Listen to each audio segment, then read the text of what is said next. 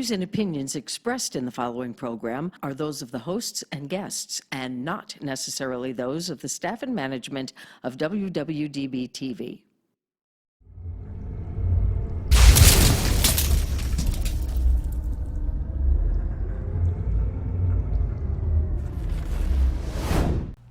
Hello, welcome to Let's Talk Sports with Rick and Jack. I'm Rick, my good friend Jack. Happy New Year. Happy New Year, sir. How are you?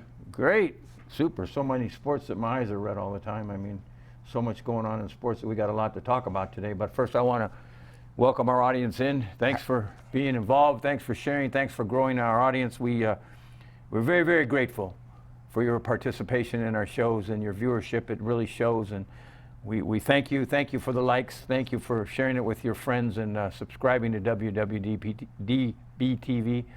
We are very, very much appreciative, and we thank you, and Happy New Year. So let's have a fun show here today and start the new year right. What do you want to talk about? Lots of sports. Oh, college man. football first? Yes, let's talk college football. Let's recap the bowl games that we played, that we predicted last week.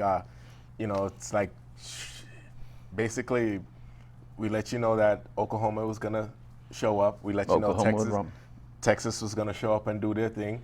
So if you're not watching and betting, you're losing. Yeah, I mean, there were a lot of bowl games when we said that, and we could have predicted more. Like, we were having fun with Oregon versus Iowa State because his brother-in-law is a big Oregon fan, but there's no way Oregon was ever going to win that game because the Pac-12 is really down. It's really down. A couple of disappointing games by Colorado and Oregon.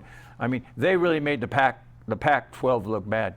I believe it's because of their late start. It contributed to it. Athletes. But they have a promising team. They're also one of the youngest teams in college right now. So hey, give them next year. I think they'll bounce right back. They're very good. The coach is very good, so I could see them bouncing back next year. Yeah, Cristobal is a good coach in Oregon. You're talking about Oregon, right? Yeah. Well, the funny thing is there was some good news in the Pac-12 this week. USC and Oregon were top 10 in recruiting.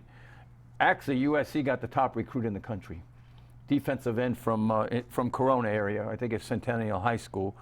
It was so amazing to see. I watched the show. I watched too many sports, watching every high school recruiting show. The number one rated guy in the country decided to go to USC. Defensive end, 6'4", 260. They say he's a beast. And SC also got one of the top from Loyola in LA. Also got one of the top cornerbacks. And Oregon had a great recruiting class. Of course, Alabama was number 1. Of course. Ohio State was number 2. Clemson was number 3. Notre Dame was number 4. Who also had a good recruiting year was Texas A&M. They picked up some really fine players. They were top 5. So those are the things that lead to good programs, And it creates consistency. Yeah, and the Pac-12 really needs to pick it up. I mean, you look at the SEC and the quality of football there. And this year, I mean, you look at Texas and Oklahoma, 2 Big 12 teams, they played very well. And, that's an improving conference. Oklahoma State, and there's a lot of good teams in the Big 12. Oklahoma's loaded, as we said they were. That's the crazy thing about it. I watched them all year. They lost 2 games early. And I think they're as good as anybody in the country.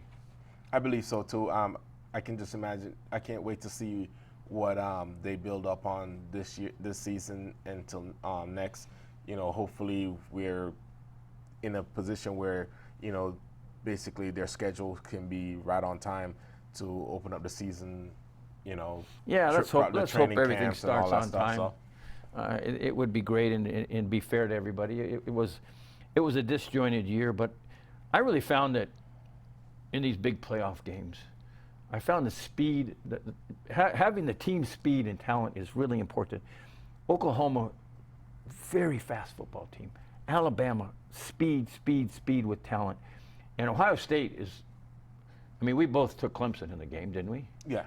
And like most of the world took Clemson. Ohio State never showed signs of that performance. No. And so many people were on it, but Ohio State never showed that type of performance or the ability to perform like that. That was an incredible game. If they play that way against Alabama in the championship on Monday, they're going to beat them. And it's a tough bet, really, because is Ohio State going to continue that way? If they play like the way they played, it's going to come down to last possession. You know, who has the I last, hope so. Who has the last possession? I hope so. Because the way Justin Fields play, like as a Jets fan, I was a little bummed out that we were taking L's for Lawrence, and then guess what? We put ourselves out of the position. But man, Justin looks like I'd rather him be a Jet than Six TDs. He showed he was showed great. prolific. Like the willingness to win and go out there and just keep on pushing to make sure that his team wins. Yeah, and despite, that defense. He might have broken ribs, to be honest. Oh my with God, you. the hit that he took, he continued in pain. and then just continue playing. So Kudos, Justin Fields. I mean, and I know you all watched the game. It wasn't even interesting in the end. I kept waiting for Clemson to make a move, and they never made a move. They kept making moves backwards and getting sacked and all kinds of problems. But they made Lawrence uncomfortable. Oh man, and he looked very human in that game, and so did Etienne, his great running back, who stayed his senior year to win a championship. He could have gone out and been playing in the pros. That running back stayed. He had a terrible game. The receivers didn't have good games. Their defense was suspect, and it's going to be a good game. What do we got here? Alabama's favored by 7. Who are you going to go with in a big championship game? I truly like Ohio State in this state. I just because I like Justin Fields right now. Yeah, they're playing on top of the world, and I don't think that'll change. I think Ryan Day is a great coach. He's a great leader, and they've had they had a lot of COVID problems. They could have fallen apart. They didn't play at one point for 5 weeks. Yeah, they could have fallen apart. Big time. And they didn't, and the way they played and the true athleticism and talent and speed on that team is amazing. I'm still going to go with Alabama. Yeah, absolutely. Well, and I can't say. And if Ohio State wins, great. I'm not going to bet the game.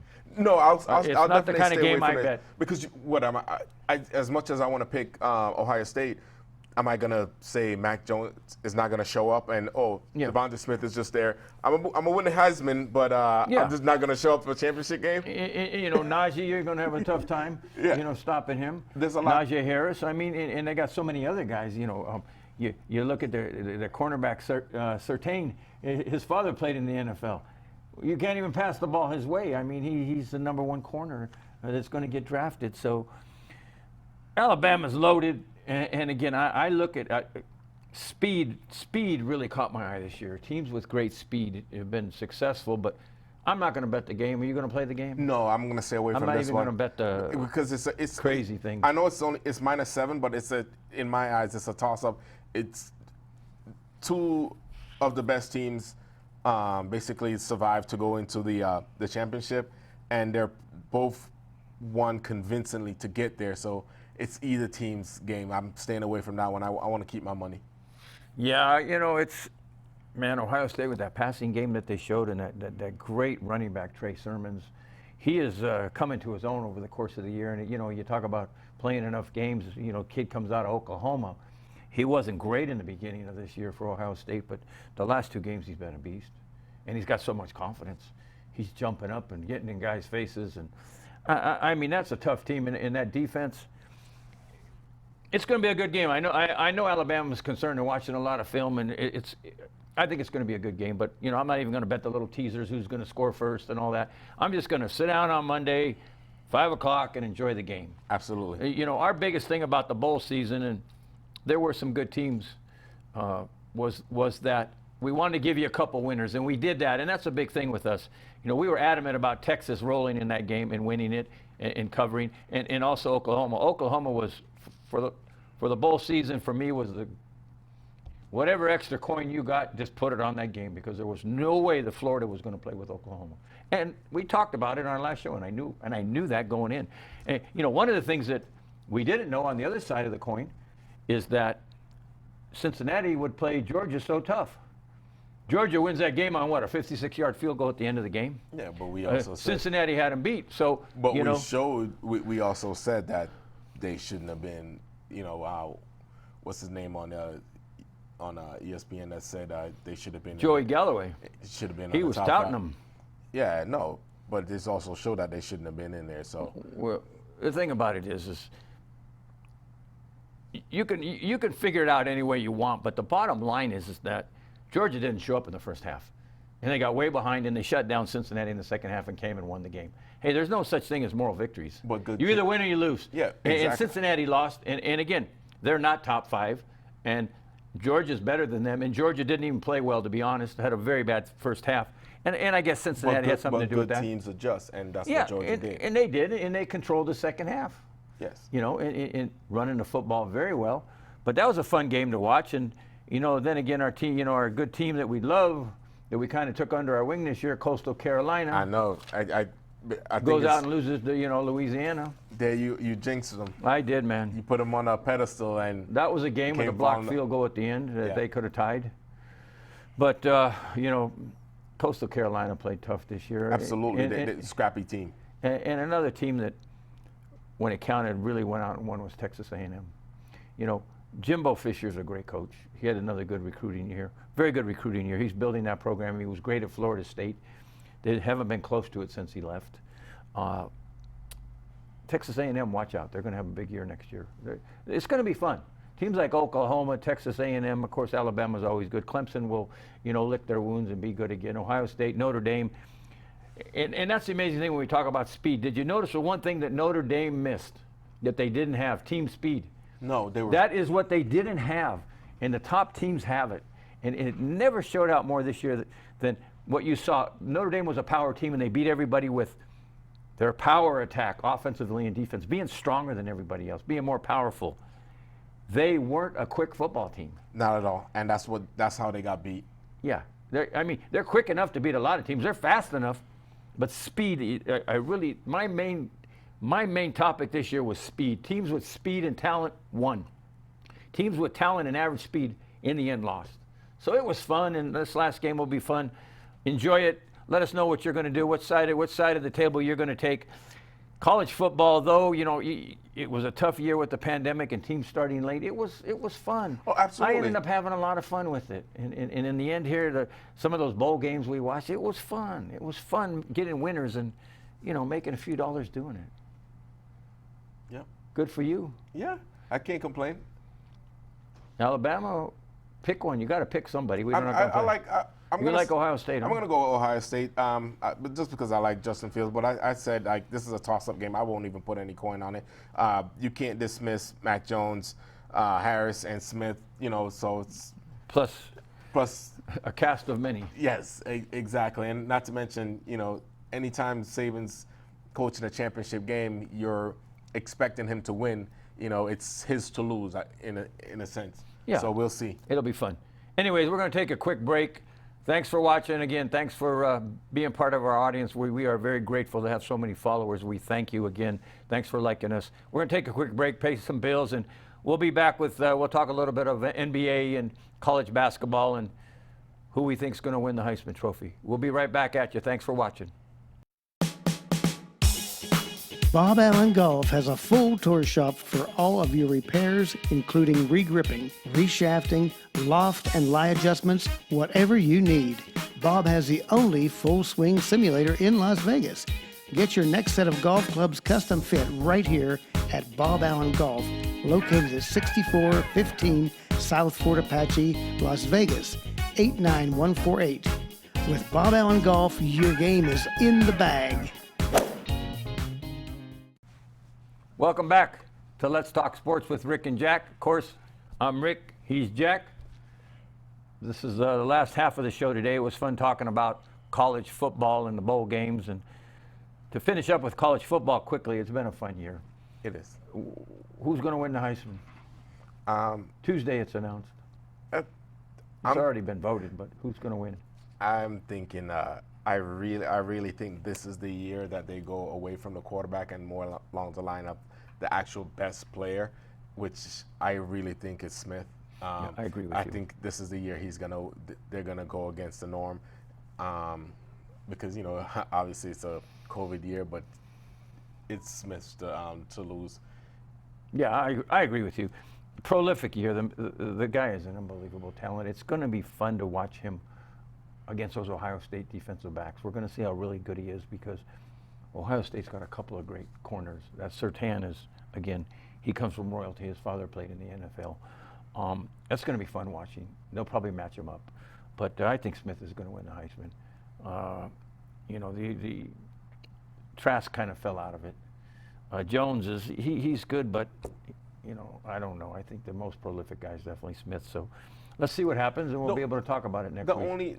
My biggest thing with having Smith and Jones both in there, the fact that they're both on the same team, that they'll take away votes from each other. Yeah. But I think ultimately whoever's voting, they should be looking and seeing that you're not voting for your favorite player. You're actually voting for the best player, which would be Smith. Yeah, and I think that'll happen. The only thing that will detour it is, those top 5 guys are going to get votes. Well, they brought 4 in because they were the top 4 vote getters. But Najee Harris got some of the votes because when you vote, if you vote for whoever you vote across the country, there are people out there that vote, from the Notre Dame area, that Indiana, that voted for Ian Book, and he's by no means he had a great year, and I don't know how he's going to do in the pros, but he had a great year. But he's not the Heisman Trophy winner. But he got plenty of bets. He got plenty of votes. So we'll see what happens. Anyways, enjoy the game Monday night. It'll be fun. Let's hope it's a great game, and let's hope it goes to overtime. That would be great. That would be great to finish college football. So and look forward to are you next saying year. I should take the over then? I think you should take the over, definitely. That's the one bet you should make. Yeah. Definitely. Take some of that coin you won from the bowl games. So let's talk a little bit of NBA. Yes. It's kind of fun. We're about 5-6 games in. What are you seeing that you like in the NBA? I watch a lot of it on NBA TV and ESPN and TNT every night. If you've got any questions about last night's games, I can help you. But I watch too much NBA because I think it's a great game. But what do you like? Who do you like? Who's making some inroads? The team that's really stand out so far for me, is Phoenix Suns. We when the trade happened when Chris Paul went there, we automatically said that's going to be a good team because of his basketball IQ that he's bringing there and his leadership skills, and we're already seeing it right now. They're holding, their defense is so good. They're holding on teams less than 100 points a game. Yeah. So hey, that just shows you. I think they're serious. It's just a matter of injuries and longevity. But I really like what I see so far with them. Yeah, it's fun, and the trends that I see so far is there's teams that are, we came back quick after the playoffs, after the championship. They come back within 70 days. Some of the teams, like the Lakers and Clippers and Denver and Utah and some of those, Boston, some of those teams that made a good run, Miami made a good run in the playoffs, they didn't get much rest. But it's interesting to see the teams that have come out really spirited, really wanting to win, really wanting to improve, and the teams that are just going through the motions. I mean, the Lakers aren't fully jacked up yet. They have a good game, they have an average game, they have an okay game. Same thing with the Clippers. The Clippers have played some great games, and then some very average games. I see it really with Toronto. Toronto is, what are they, 1-6, or and again, they're misplaced. They're not playing in Toronto. They're playing in the United States. So there's teams that are really, really not just. You're looking at that great, supposedly Brooklyn team with Kyrie, Irving and Durant. What are they, 2-3? Yeah, I believe they're 3-3. They just won another one. Whatever it is, it's not good. They lost. Was it last night or the night before? I don't know. They lost. Washington beat them. The thing, one of the surprise for me too is actually my New York Knicks. They're playing good ball. They're playing good ball, and they're young. And I was a little bit reluctant when Thibodeau came, when they signed Thibodeau as a coach, and I'm like, because I remember his style of ball when he coached for Chicago with Rose, and I'm like, oh, okay, I guess we'll see. And I see it right now, and the team looks excited. They look pumped and look like they want to win. I understand like this is the kind of rebuilding year where we don't necessarily have that big star or that big contract that's going to be, looming over to sign a top star in the future. So I really like what they're doing right now. So yeah, they're doing well. A few other teams. It's early. Like I don't early. I don't want to go crazy right now. It's early, but it's just the things that's standing out for me right now. Atlanta's playing good. Yeah, they try hard. Portland's playing very well. Utah's playing well. The best team in the NBA right now is Philadelphia, and Milwaukee's picking it up. Boston looks pretty good. Again, there's a lot of teams. And Curry's putting the fire. And how about Golden State? They won 2 in a row. They're putting a little fire, and Curry's. They look good. He's basically 62 the other night. Come on, that early in the season, it's a career high for him. I watched that game, and man, he turned it up in the fourth quarter, and he needed a couple shots to break his record. And man, he hit some shots that are tough to hit. That guy but everybody knew prolific. he was getting the ball. Oh yeah. The guy that hot. Like, how do you not try to stop him? But that's kind of like when Kobe hit 60 in his last game. They, nobody was guarding him. But they were trying to guard Steph. I mean, if you saw the shot, the three-pointer he hit to get to 62 points, that was not an easy shot. It was along the sideline, up against the sideline, and somebody was guarding him. But even last night, during the game, like one of the things that they did was, basically try to get him in foul trouble, to get him out the game. Yeah. That he got that early foul, and I'm like, is that what you're gonna do for him not to go off on you guys tonight? Come on. Yeah, they're a much improved team. Wiseman for a rookie's playing very well. They got Wiggins over there. They're playing pretty good ball. They still got Draymond who hustles and fires that team up and gets on people when they're not hustling. Curry is prolific. That's a good team. I find Utah playing very good ball. Portland plays hard. Certain teams will play hard every night, and that's what I like. Like Denver is not playing hard. Murray, the big star in the bubble, he's doing nothing right now. He's having horrible games because he's not into it. And I believe every game counts. You win or lose, it counts against your record, and what your placement is going to be in the final rankings to see where you play. Winning games right now counts. Because teams that play hard like Utah, Philly's playing hard for the first time in a long time.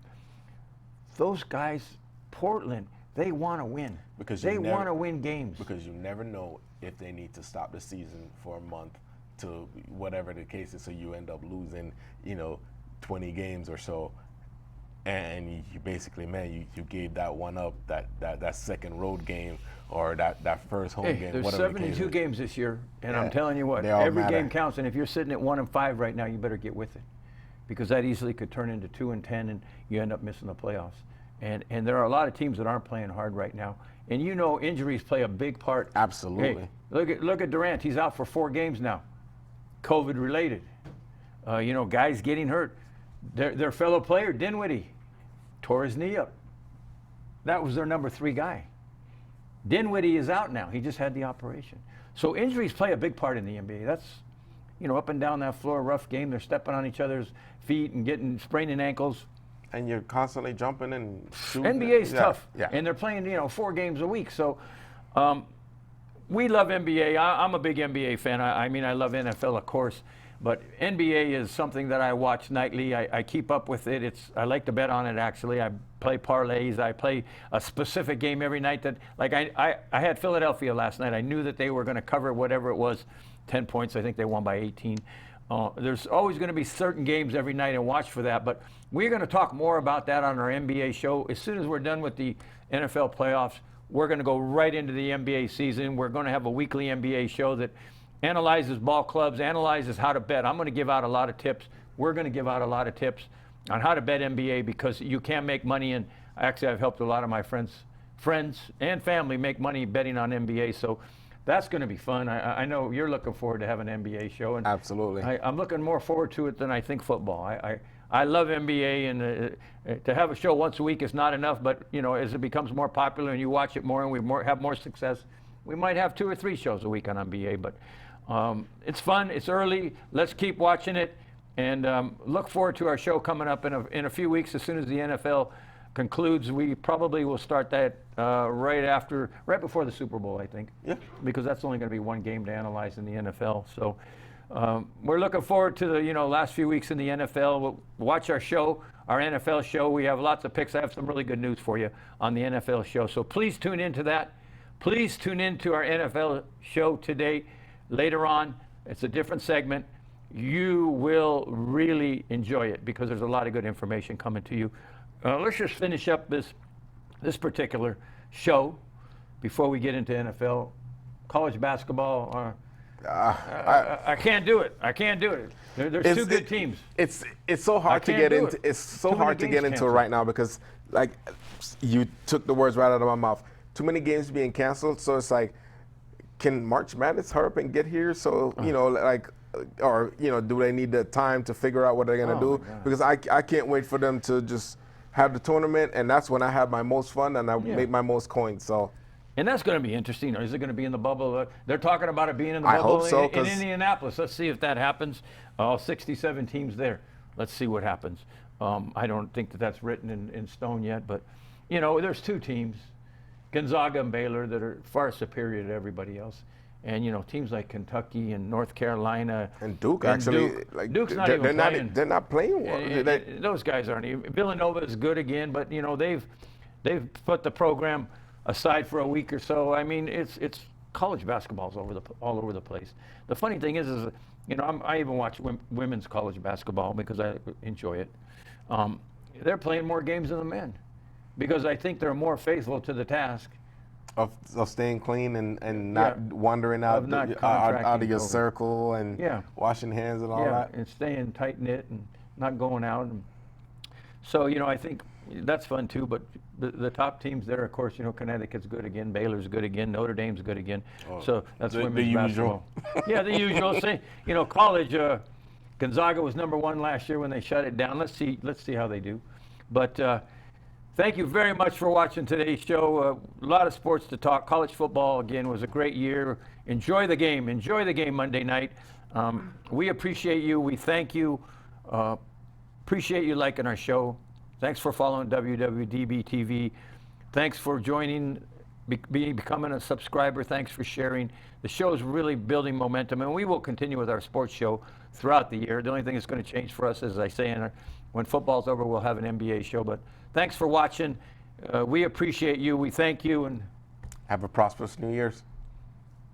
Great information. Thank you. Have a prosperous New Year. God bless. Talk to you soon. Thanks for watching.